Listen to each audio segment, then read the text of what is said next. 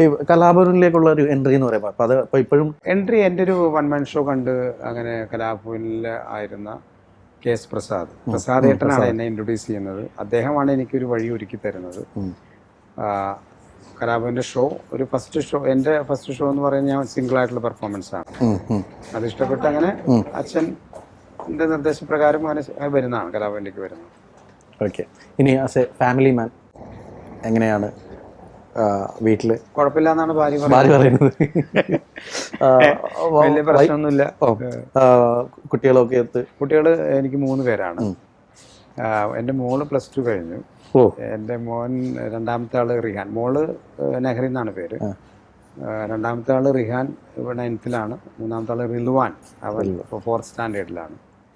12th-ലാണ്. കുടുംബം അങ്ങനെ പോകുന്നു. 12th-ലാണ്. മോള് ഞാൻ കണ്ട സമയം മുതലേ ഇങ്ങനെ ഞാൻ 12th-ലാന്ന് പറയും. എനിക്ക് ഇപ്പൊ കുറച്ച് റീസെന്റ് കുറച്ച് തടി അല്ല, അത് വീട്ടിലിപ്പോ കുറച്ച് സമാധാനമൊക്കെ വൈഫ് തരുമല്ലോ. അപ്പൊ അതുകൊണ്ടാണ് അങ്ങനെ ക്രെഡിറ്റ് വൈഫിനാണ്. അതെ, തീർച്ചയായിട്ടും, ഒരു സംശയമില്ല. എങ്ങനെയാണ് ഡയറ്റ് ഒക്കെ എടുക്കുന്ന ആളാണോ അല്ലെങ്കിൽ അങ്ങനെ കൃത്യമായിട്ട് ജിമ്മിൽ പോകുക? അതൊക്കെ കുറച്ചൊക്കെ ശ്രദ്ധിക്കും. കാരണം വെച്ചാൽ ഞാൻ ഭയങ്കര ഭക്ഷണപ്രിയനാണ്. അതാണ് എൻ്റെ ഏറ്റവും വലിയ മൈനസും.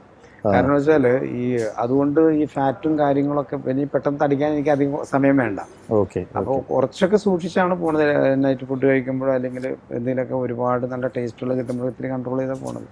ചില സമയത്ത് കൺട്രോൾ എവിടെയെങ്കിലും അങ്ങനെ ഈ പറഞ്ഞ പോലെ കൺട്രോൾ വിട്ട് കഴിക്കേണ്ടി വന്നിട്ടുണ്ടോ? അത് പലപ്പോഴും സംഭവം ഡിപ്പെൻസ്. ഏതെങ്കിലും മൂവിക്ക് വേണ്ടിയിട്ട് അങ്ങനെ ഡയറ്റ് എടുക്കേണ്ടിയോ അല്ലെങ്കിൽ അങ്ങനെ?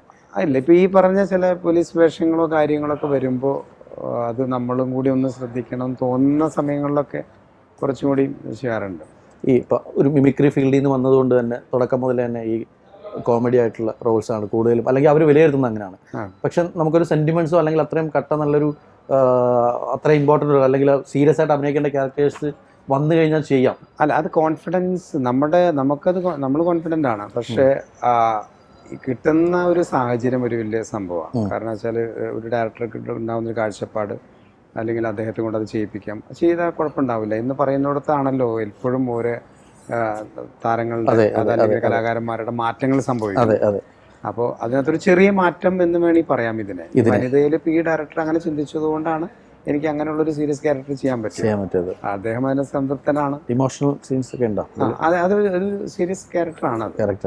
തമാശകളൊന്നും അത് ഇല്ലാത്തൊരു സംഭവമാണ്. ചെയ്യാൻ ആഗ്രഹിക്കുന്ന ഒരു ക്യാരക്ടറിനെ അല്ല, തീർച്ചയായിട്ടും നമ്മൾ ഇനിയും നമ്മൾ ഫ്യൂച്ചറിലൊക്കെ നമ്മൾ ആഗ്രഹിക്കുന്നത് ഒരു സിനിമ വിട്ടിറങ്ങുമ്പോൾ പ്രേക്ഷകന്റെ മനസ്സിൽ അത് നിൽക്കുന്ന ഒരു ക്യാരക്ടർ ആയിരിക്കണം എന്നാണ് ആഗ്രഹം. അങ്ങനെ സംഭവിക്കട്ടെ എന്ന് പ്രാർത്ഥിക്കുന്നു.